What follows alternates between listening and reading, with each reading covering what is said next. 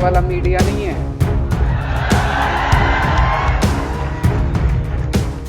4 नवंबर को दिल्ली में एमसीडी चुनाव की तारीखों का ऐलान हो गया। इसी के साथ ये कयासबाजी भी शुरू हो गई है कि क्या भारतीय जनता पार्टी ने आम आदमी पार्टी के साथ खेला कर दिया है। क्या बीजेपी ने अरविंद केजरीवाल को एमसीडी चुनाव और गुजरात चुनाव की भागदौड़ में उलझाने का दांव खेलकर उन्हें चुनावी तिगड़म करने से दूर कर दिया है।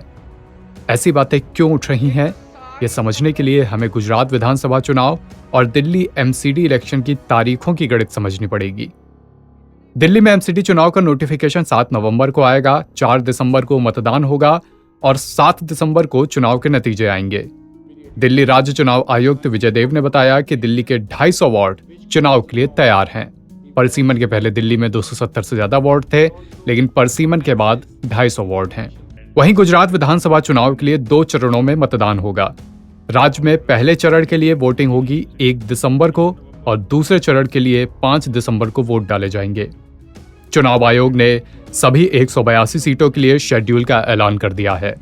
पहले चरण में राज्य की 89 सीटों पर वोट पड़ेंगे, वहीं दूसरे चरण में 93 सीटों पर 5 दिसंबर को मतदान होगा। यानी गुजरात के 2 चरणों के मतदान के बीच ही दिल्ली में एमसीडी चुनाव के मतदान की तारीख पड़ रही है। अब आम आदमी पार्टी के लिए समस्या ये है कि उनके लिए तो दोनों चुनाव अहम हैं। गुजरात में पार्टी बड़ा दांव, बड़ी कोशिशें झोंक चुकी है और चूंकि दिल्ली में वो सरकार में ही है, तो एमसीडी का चुनाव जीतना उनके लिए बहुत जरूरी है ताकि स्थानीय प्रशासनिक व्यवस्थाओं में आम आदमी पार्टी को अपर हैंड मिल सके। फिलहाल एमसीडी बीजेपी के पास है। गुजरात चुनाव, एमसीडी चुनाव दोनों के लिए आम आदमी पार्टी के लिए सबसे बड़ा फेस एक ही है, अरविंद केजरीवाल। दोनों ही चुनाव बीजेपी के लिए भी अहम है, लेकिन उनके पास प्रचारकों की कमी नहीं है। गुजरात में तो प्रधानमंत्री नरेंद्र मोदी और गृह मंत्री अमित शाह ऐसे चेहरे कमान संभाले ही हैं, लेकिन मोदी शाह की जोड़ी एमसीडी चुनाव में प्रचार करने उतर जाए, इसकी संभावना फिलहाल तो कम ही है।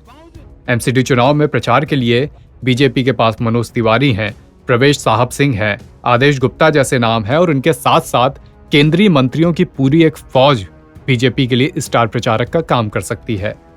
आम आदमी पार्टी यूं भी लगातार आरोप लगाती रही है कि बीजेपी एमसीडी चुनाव से पहले परिसीमन में और फिर चुनाव की तारीखें टालने में चुनाव आयोग के काम में दखल देती रही है और मनमानी कराती रही है। ऐसे में अब गुजरात और एमसीडी चुनाव की तारीखें टकराने के बाद आम आदमी पार्टी की तरफ से एक बार फिर दबी जबान में ये आरोप सामने आने लगे हैं कि केजरीवाल को दिल्ली गुजरात की दौड़ भाग में उलझाकर बीजेपी इसका सियासी फायदा लेना चाहती है। इस बीच गुजरात चुनाव से जुड़े भी तमाम सर्वे सामने आने लगे हैं, जिनमें ये बात एक स्पष्ट तौर से उभर कर सामने आ रही है कि आम आदमी पार्टी की हैसियत वोट कटुआ से तो आगे बढ़ चुकी है। वो सरकार बना पाएंगे या नहीं, कितनी सीट लाएंगे, क्या वोटिंग शेयर रहेगा, ये तो चुनाव के नतीजे आने के बाद ही पता चलेगा। लेकिन आम आदमी पार्टी ने गुजरात के पॉलिटिकल स्पेस में अपनी जगह मजबूती से दर्ज कराने की एक बड़ी कोशिश इस चुनाव के साथ जरूर की है। ये बात पॉलिटिकल स्पेस में भी सामने आ रही है और तमाम जो सर्वे छन छन कर आ रहे हैं उसमें भी। आम आदमी पार्टी का अगर गुजरात में अभ्युदय होता है तो इससे कांग्रेस को तो एक नुकसान मिलेगा ही, जो गुजरात में अब तक प्रमुख विपक्षी दल रहा है, लेकिन साथ ही बीजेपी को भी ये डर है कि कहीं आम आदमी पार्टी का राइज उन्हें भी डेंट ना दे दे। ऐसे में अब एमसीडी चुनाव और गुजरात विधानसभा चुनाव की तारीखें टकराने का नुकसान आम आदमी पार्टी को उठाना पड़ सकता है, क्योंकि उनके सबसे बड़े फेस अरविंद केजरीवाल हैं और अब उन्हें दोनों जगह समय देना होगा, क्योंकि दोनों जगह मतदान करीब करीब एक ही समय पर हैं। एनबीटी ऑनलाइन की रिपोर्ट।